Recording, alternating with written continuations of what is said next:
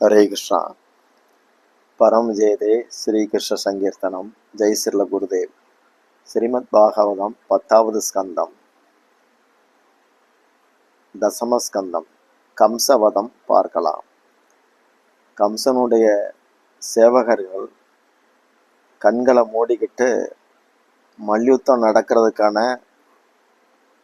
அதுக்குண்டான அறிவிப்பான முரசுகளை இன்னமும் அடிச்சுக்கிட்டே இருந்தாங்க. மல்லர்கள் செத்து போயாச்சு, அதை கூட தெரியாம உற்சாகமா ஆடி ஆடி முரசு அறையிறாங்க. இதை பார்த்த கம்சனுக்கு ஆத்திரமா வந்தது. அட முட்டாள்களா, என்னுடைய மல்லர்கள் மடிஞ்ச பிறகும் முரசு கொட்டிக்கிட்டு இருக்கிறீங்களா, நிறுத்துங்க இந்த கூச்சலை அப்படின்னு சொல்லி உருமுனான். ஆனா வானத்துல இருந்து தேவர்கள் வாத்திய கோஷம் பண்ணிட்டு இருக்கிறாங்க. அது இவனுக்கு இவங்க எதுவும் இவங்க அடிக்கிறதும் அதுவும் கலந்து ஒரு கூச்சல் மாதிரி அவனுக்கு இருந்தது. இப்போ இவங்க கீழே நிறுத்திட்டாங்க. தேவ கோஷத்துக்கு ஏற்ப கண்ணனுடைய தோழர்கள் இப்போ என்ன செய்யறாங்கன்னா, ஆளாளுக்கு ஒரு ஜோடி அமைச்சுக்கிட்டு உற்சாகமா மல்யுத்தம் பண்ற மாதிரி ஒரு விளையாட்டை விளையாடுறாங்க. கோபச்சிறுவருடைய அந்த ஆட்டத்தை பார்த்து பொதுமக்கள் ஜெய் போட்டு கோஷம் முழங்குறாங்க. அது வானம் வரைக்கும் எதிரொலிக்குது. தான் கண் எதிரிலேயே தன்னுடைய 5 மல்லர்களை கொன்னு போட்ட பகைவனை மக்கள் பாராட்டி ஜெயகோஷம் பண்றதை பார்த்து கம்சனால சகிச்சுக்க முடியல. அவன் இன்னும் கத்த ஆரம்பிக்கிறான். வசுதேவருடைய இந்த 2 பிள்ளைகளையும் இப்பவே நாடு கடத்துங்க அப்படின்னு சொல்லி காத்துறான். ஆனா அரங்கத்துல இருந்தது எல்லாம் கண்ணையா கோஷ்டி தான். ஒரு சில சேவகர்கள் அவங்களும் தங்களுடைய மண்டைய உடச்சிக்க கூடாது, தயாரா இல்லை அதுகளுக்காக அவங்க ஒதுங்கிக்கிட்டாங்க. மந்திரிகள் கூட தலைமறைவா போயிட்டாங்க. இந்த நந்த புதல்வனை கட்டி போடுங்க, இவங்களுடைய செல்வத்தை எல்லாம் பிடுங்குங்க அப்படின்னு சொல்லி கம்சன் தொண்டை கிழிய கத்துனான். உண்மையிலே அவனுடைய ஆணையை கேட்டு நடக்க அங்க யாருமே கிடையாது, எல்லாரும் போயாச்சு. வசுதேவரை கொன்றுங்க, அவன் கபடன், என் தந்தையும் அவரை பின்பற்றக்கூடிய கூட்டத்தையும் கொன்னு போடுங்க, இந்த விருஷ்ணி வம்சமே நாட்டில் இருக்கக்கூடாது அப்படின்னு சொல்லி கூச்சல் போட்டுக்கிட்டே அங்கேயுமா சுத்துறான். அவனுடைய உளறலை எல்லாரும் கேட்டு குழப்பமாயிடுச்சு. யாருக்கிட்ட இவன் சொல்றான், யார் இருக்கா முதல்ல. அவனுடைய படைகள் அத்தனையும் காலி பண்ணியாச்சு. அப்போ பலராமன் சொல்றார், பெரியவங்களை இவன் ரொம்ப இழிவுபடுத்தி பேசுறான் அந்த கம்சன், இது நல்லது இல்லை அப்படின்னு சொல்லி தம்பியை பார்க்குறார். அதுக்குள்ளேயும் கிருஷ்ணச்சந்திரன் எழும்பி துள்ளி குதிச்சு கம்சனுடைய மேடையில போய் நிற்கிறார். அவர் குதிச்ச போது மேடையோட திரை 2ஆ கிழிஞ்சிருச்சு. என்னுடைய காலன் பகைவன் வந்துட்டான் அப்படின்னு கத்திக்கிட்டே கத்தி கேடயத்தோட மேடையில ஒரு கரையில நின்றுட்டு கிருஷ்ணரை எப்படி காயப்படுத்தலான்னு சொல்லி தாவுறான். அப்போ அங்கே எங்குமா அவன் குதிக்கிறான். கிருஷ்ணர் அலட்சியமா இடது கையால அவனுடைய முகுடத்தை ஒரு தட்டு தட்டுறார். அது வேகமா உருண்டு ஓடுது. அந்த அரச முகுடம், அதாவது இந்த அசுரனுடைய முகுடம் அப்படி உருண்டு ஜனன்னு அப்படி உருண்டு போய் அந்த சானுரன் முஷ்டிகன் சத பிண்டம் கிடக்க அதுல போய் தட்டி அப்படி நிக்குது, அங்க போய் கிடக்குது. வலது கையால கம்சனுடைய தலைமுடியை பிடிச்சி அப்படி கொத்தா பிடிக்கிறார் கிருஷ்ணர். மேடையில இருந்து அவனை அப்படியே கீழே வீசினார். தானும் அவன் மேல குதிச்சார். அவனுடைய மார்புல கண்ணன் குதிச்சதுனால மார்பு எலும்புகள்லாம் பொடி பொடியாகி கூச்சல் போட முடியாமலேயே ரத்தம் கக்கி செத்தான். கிருஷ்ணன் அவனுடைய தலைமுடியை கொத்தா பிடிச்சு இழுத்துட்டு வந்ததுக்கு காரணம், இது போலத்தானே என்னுடைய அம்மா தேவகி கேசத்தை பற்றி இழுத்து கேவலப்படுத்தின அப்படிங்கிற மாதிரி அந்த கோபத்தை பகவான் அவங்கிட்ட காட்டுறார். இந்த காட்சியை சிறுவர்கள் கூட பார்த்து பயந்து போயிட்டாங்க. கண்ணனுக்கு இத்தனை கோபமா அப்படின்னு சொல்லி. கம்சனுடைய கண்கள் வெளியே பிதுங்கி இருக்குது, நாக்கும் வெளியே தொங்குது. உலகத்தையே பயங்காட்டிய கம்சன் உடல் இப்போ ரத்த சகதியில மிதக்குது. அவனுடைய தலைமுடிய பகவான் இன்னும் விடலை, அப்படியே பிடிச்சு அந்த உடம்ப தரன்னு இழுத்துட்டு வரார். ஒரு சிங்கம் வெறி பிடிச்ச மாதிரி ஒரு பிராணியை கொன்னுட்டு இழுத்துட்டு போற மாதிரி அது இருந்தது. இப்போ கம்சனுடைய தம்பிகள் கங்கன், நியக்ரோதன், சுனாமா, சங்கு, சுகுதன், ராஷ்டிரபாலன், சுருஷ்டி, துஷ்டிமான், இப்படி 8 பேர் உண்டு. இந்த மீதி 8 பேரும் கிருஷ்ணர் மேல ஒன்று போல பாஞ்சாங்க. உடனே பலராம் பார்த்தார், பக்கத்துல கிடந்த யானை தந்தத்தால அத்தனை பேரையும் தொடச்சிட்டார். அதுக்கப்புறம் கம்சனுடைய மந்திரிகளான பீடன், பைடகன், அசிலோமா இவங்களும் வந்தாங்க. அவங்களையும் பலராமனே தொடச்சிட்டார். வானத்துல இருந்தும் சபையில இருந்தும் வாசுதேவனுக்கு ஜெய், சங்கர்ஷண பகவானுக்கு ஜெய் அப்படின்னு சொல்லி எதிரொலி கேட்குது. இப்போ இந்த கம்சன் கொல்லப்பட்ட தகவல் ஊரெல்லாம் தெரியப்படுத்தப்படணும் அப்படிங்கிறதுக்காக என்ன செய்கிறாங்கன்னா, அது பெரிய உடம்பு அவனுக்கு 3 மாட்டு வண்டிகளில் வண்டியில் அவன் மண்டையை மட்டும் நட்டி வச்சிருக்குது, இன்னொரு வண்டியில் அவனுடைய கை கால்கள், ஒன்றில் உடம்பு, இப்படி ஊர்வலமாக வெளியே எடுத்துகிட்டு போக முடிவாச்சுது. விநாயகர் தலைமையில் ஹரிநாம சங்கீர்த்தனம் பஜனை பாடி தெருவில் அப்படி கொண்டு போகிறாங்க அந்த உடம்ப. இப்போ மாடியில் இருந்த பெண்களெல்லாம் அதை பார்த்து நமக்கெல்லாம் வெடிவு வந்தது, இவனால் இருண்டு போய் இருந்துச்சு எல்லாருக்கும் அப்படின்னு சொல்லி தீபம் ஏற்றுறாங்க. கைகளில் தீபம் ஏற்றி ஊர்வலமாக பெண்கள் வந்தாங்க. ஆண்கள் இதை எல்லாருக்கும் தெரியப்படுத்தணும்னு சொல்லி அந்த யாதவர்கள்லாம் என்ன பண்ணாங்கன்னா, பெரிய பெரிய முரசுகளை அடித்து கம்சன் கொல்லப்பட்டாச்சுன்னு தெரியப்படுத்துகிறாங்க. அப்போ அந்த முரசு அடிக்கிற சப்தம், இந்த தீபம் ஏந்தினது, இதுகளை வச்சு தான் பிருந்தாவனத்தில் கம்சன் கொல்லப்பட்டதா தீபாவளியாக நினச்சி பார்க்குறாங்க. அடுத்து யாதவ தலைவர் உக்ரசேனர், அவருடைய விஷயங்கள் வருது. சப்தம் இல்லாமல் அமைதியான அந்த ரங்கசாலையில் மேடையிலிருந்து கம்சனுடைய தாய், அவனுடைய மனைவிகள், தம்பிகளோட மனைவிகள் இவங்கெல்லாம் உச்ச குரலில் அழுகிறாங்க. உக்ரசேனர் கம்பீரமாக மேடையை நோக்கி வாரார். எல்லாரும் மரியாதையோடு அவருக்கு வழிவிட்டாங்க. அவர் நேராக கிருஷ்ணர்கிட்ட போகிறார். அதை புரிஞ்சுக்கிட்ட கிருஷ்ணர் தானே உக்ரசேனனை நோக்கி நடந்து வந்து தலை வணங்குறார். கிருஷ்ணர் வேதனையோட உக்ரசேன ராஜாட்ட சொல்கிறார், தர்மத்துக்கு துரோகியாக இருந்த கம்சனை வதம் செய்ய வேண்டிய அவசியம் ஏற்பட்டுருச்சு. எனக்கு அது ஒரு துக்கமாக தான் இருக்குது. பல பெண்களை நான் விதவைகள் ஆக்கிட்டேன் அப்படின்னு சொன்னார். அதை கேட்ட பெரியோர்கள், கண்ணன்ட்ட இத்தனை சீலமா அப்படின்னு சொல்லி ஆச்சரியப்படுறாங்க. அப்போது பகவான் சொல்கிறார், தர்மத்தை காக்கிறதுக்கு தர்ம விரோதிகளை களை எடுக்க வேண்டிய அவசியம் இருக்கிறது அப்படின்னு சொல்கிறார். உக்ரசேனன் நடுங்கும் குரலில், இது விஷயமா நானோ அல்லது எவருமோ உன்னை குறை சொல்ல முடியாது. நீ இந்த அரசு கஜானா, இந்த அரசுடைய வாகனம், இதோடைய பணியாட்கள் அத்தனையும் ஏற்றுக்கணும் அப்படின்னு வேண்டார். அந்தணர்களும் மக்களும் உன்னை துதி பாடுவாங்க. இனி மதுராபதி நீதான், யாதவர்களுக்கு கதியும் நீதான்.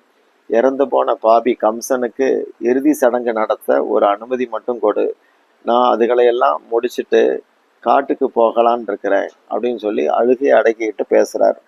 பகவான் அவர்கிட்ட நடக்க வேண்டியது நடந்துச்சுது. கம்சன் தன் கர்மங்களால் காலனை வரவழைச்சான். நான் ஒரு காரணம் மட்டும்தான். கம்சனுக்கு அரச மரியாதையோட அத்தனையும் நடக்கும் அப்படின்னு கிருஷ்ணர் சொல்லார். மேலும் எனக்கு ராஜ்ய ஆசைலாம் கிடையாது. ராஜ்யத்தை பெறணும் அப்படிங்கிற ஆசையில் நான் ஒன்றும் உங்கள் மகனை கொல்லலை. உலக நன்மைக்காக இந்த விருப்பமற்ற செயல் நடக்க வேண்டியதாச்சுது. நீங்கள் என்னால் பூஜிக்கத்தக்கவர், ஏன்னா சிறந்த நீதிமான். ஆள்பவன் நீதிமானாக இருக்கிறது ரொம்ப அபூர்வம். நீங்கள் அப்படி இருந்திருக்கீங்க. உங்களுடைய வாத்சல்யம் எனக்கு தேவைப்படுது. யயாதி மன்னருடைய சாபத்தால் எதுகுலத்தில் மூத்தவனோ இல்லை மூத்தவனுடைய வாரிசுகளோ அரியணையில் அமர்வதே கிடையாது. அது உங்களுக்கு தெரியும்.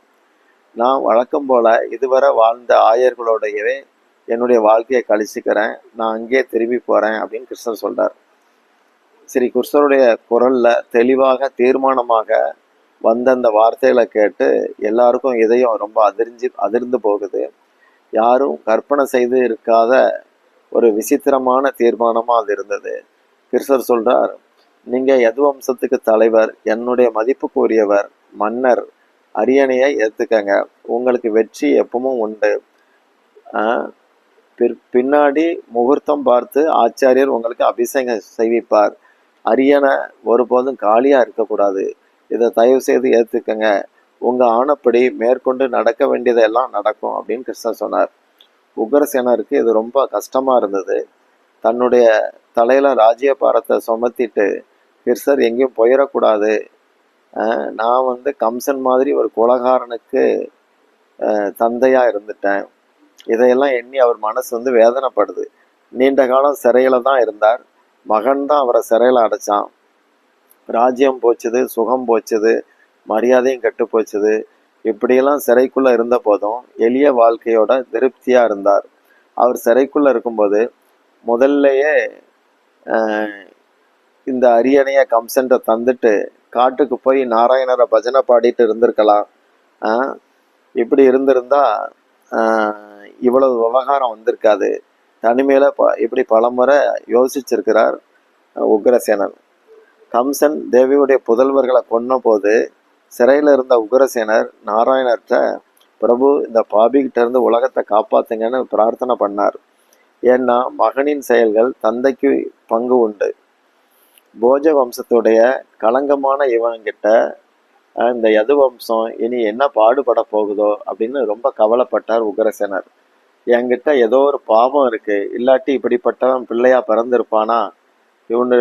இவனுடைய தொல்லைகளால யது வம்சத்தை சேர்ந்த பேர் மதுராவில இருந்து குடிபெயர்ந்து போயிட்டாங்க.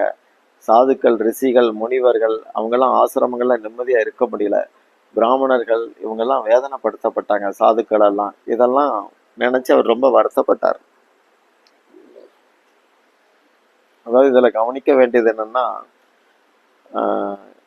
நரசிம்ம அவதாரத்துல ரண்யகசிபு அசுரன். ஆனா அங்க ஒரு பக்தன் பிறந்த காரணம்,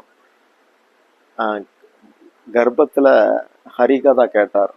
நாரதர்கிட்ட பிரகலாதன் ஹரிகதா கர்ப்பத்துல இருக்கும்போதே கேட்டார். அதனால ஒரு பக்தன் பிறந்தார்.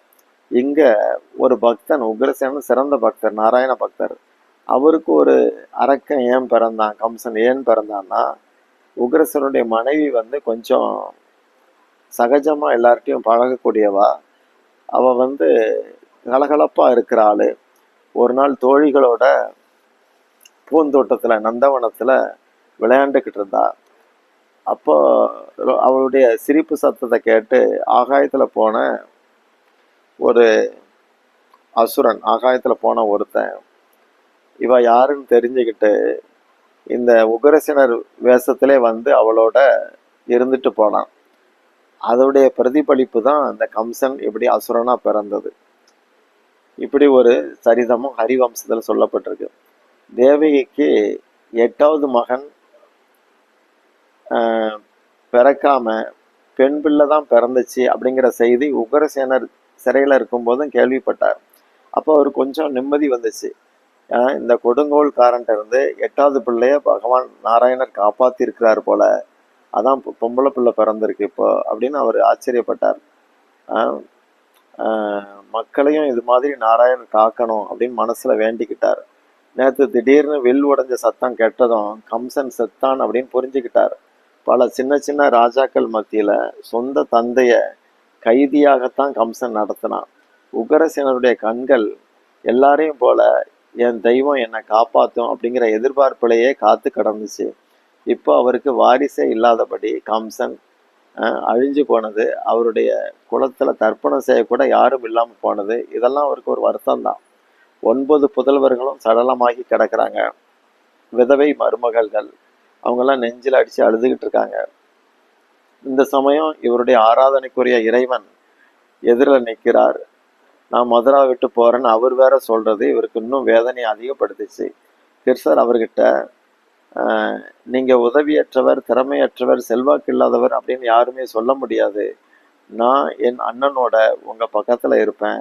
உங்க பாதங்கள்ல இந்திரன், வருணன், குபேரன் மற்றும் யமன் கூட காணிக்க தர்றதை தங்களுடைய சௌபாகியமா கருதுவாங்க. அவ்வளவு மதிப்புக்கு உரியவங்க நீங்க, இப்படி கிருஷ்ணர் சொல்றார். அப்போ பகவான் போக மாட்டார், இங்கே இருப்பார் அப்படிங்கிற ஒரு ஆறுதல் கிடைச்சது உக்ரசேனருக்கு. அவருக்கு சந்தோஷமாச்சு. சானூரன் உடம்பு பக்கத்துல அந்த ராஜவம்சத்து முகுடம் கிடக்குது. அதை எடுத்து சுத்தம் செய்து உக்ரசேனர் தலையில அணிவிக்கிறாங்க. அப்போ மக்கள் யாதவேந்திர மன்னர் உக்ரசேனருக்கு ஜெய் அப்படின்னு சொல்லி குரல் கொடுத்தாங்க. அவரை வணங்கிய கிருஷ்ணர் கொஞ்சம் பொறுங்கன்னு சொல்லிட்டு வசுதேவ தேவிய பார்க்க போறார். அப்போதான் உக்ரசேனருக்கும் மனசுல ஆகா, அவங்களும் சிறையில தானே இருந்தாங்க அப்படின்னு ரொம்ப வருத்தப்பட்டார். அப்போ கிருஷ்ண பலராம் அவங்களையும் விடுவிக்கிறாங்க. வசுதேவர் தேவகி பட்ட அவஸ்தைகள் இதெல்லாம் நினைச்சு பார்க்குறாங்க. அங்க வந்து ஏற்கனவே சிறையில என்ன நடந்துச்சு, கண்ணன் பிறக்கிற போது 4 கரங்களோட பிறந்தார். 4 கரங்களோட பிறந்து அதுக்கப்புறம் அப்படி கோகுலம் அங்கங்க போயிடுறார். இப்போ இவ்வளவு காலம் கழிச்சு திரும்ப இங்க வரார். அப்போ நாராயணர் தான் இந்த மாதிரி வர்றாருன்னு சொல்லி வசுதேவர் தேவகி ரொம்ப ஆனந்தமா இவங்களை பார்க்குறாங்க, பிள்ளைகளை பார்க்குறாங்க.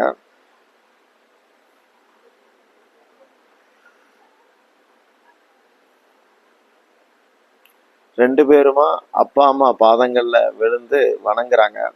இதை கண்ட வசுதேவ தேவகி ஸ்தம்பிச்சு போறாங்க. 2 பேரும் சில மாதிரி நிக்கிறாங்க. ஆசி சொல்லலை, இமைக்காம பார்த்துக்கிட்டு மட்டும் இருக்கிறாங்க. கிருஷ்ணர் அவங்க கிட்ட எங்களை மன்னிச்சிருங்க, உங்க பக்கத்துல எங்களால இருக்க முடியாம போயிடுச்சு. ஒருத்தன் 100 வருஷம் வாழ்ந்தா கூட பெற்றோருக்கு பட்ட கடன் தீராது. தாய் தந்தையை மதிக்காதவன், அவங்களுக்கு சேவை செய்யாதவன் இறந்த பிறகு சொந்த மாமிசத்தை உண்ண வேண்டிய நிலைமைக்கு தள்ளப்படுவான். தாய் தந்தை, மனைவி, குழந்தைங்க, குரு, பிராமணர் மற்றும் சரணடைஞ்சவங்களை காப்பாத்தாதவன் உயிரோட இருந்தாலும் செத்ததுக்கு சமம். கம்சனால துன்பம் அடைஞ்சவங்களுக்கு சேவை செய்ய திறனற்று போய் நாங்க இருந்தோம். இப்படி கிருஷ்ணர் வந்து கண் கலங்கி சொல்றார். இப்படி அவர் பேசினது தேவகி மாதாவால தாங்க முடியல. கை நீட்டி 2 பிள்ளைகளையும் மடியோட கட்டி பிடிச்சு அணைச்சிக்கிட்டார். அதுக்கப்புறம் கிருஷ்ணர் அம்மா கிட்ட இருந்து விடுபட்டு அப்பா காலில் பணிந்து மன்னிப்பு கேட்கிறார். வசுதேவரும் 2 பிள்ளைகளையும் வாத்சல்யத்தோட மாறி மாறி அரவணைக்கிறார். ஹரே கிருஷ்ணா.